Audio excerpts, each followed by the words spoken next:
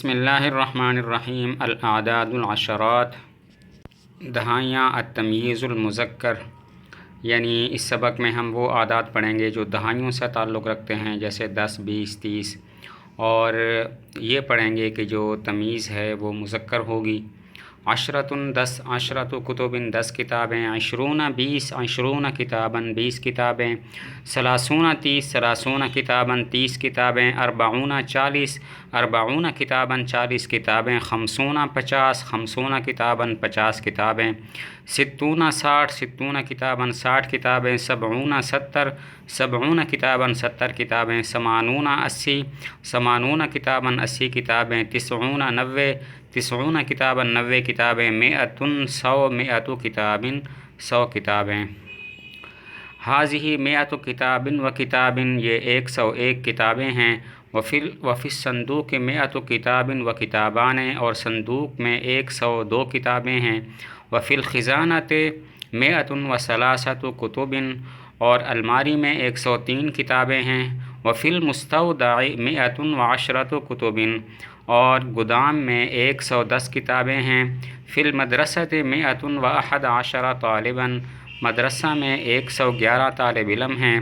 وفی الطائرۃ 112 راکبا، اور ہوائی جہاز میں 112 سوار ہیں۔ وفی القطار 113 راکبا، اور ٹرین میں 113 سوار ہیں۔ وفی السفینۃ 135 راکبا، اور کشتی میں 185 سوار ہیں۔ وعلی المیناء 191 راکبا، اور بندرگاہ پر 191 مسافر ہیں، سوار ہیں۔ آگے تمرین ہے۔ ترجم بالاردیہ، اردو میں ترجمہ کرو۔ القرآن الکریم 30 جزءاً، قرآن کریم کے 30 پارے ہیں۔ الشہر 30 یوماً او 29 یوماً، مہینہ 30 دن کا ہوتا ہے یا 29 دن کا ہوتا ہے۔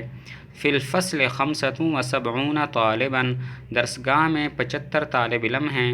ہؤلاء 100 عامل، یہ 100 مزدور ہیں۔ آگے اکتب الارقام بالحروف، ان عددوں کو حروف کے ساتھ لکھو۔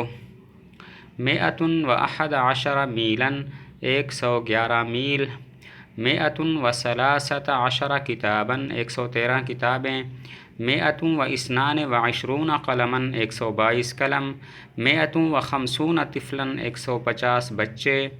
171 رجلاً، 171 آدمی مرد۔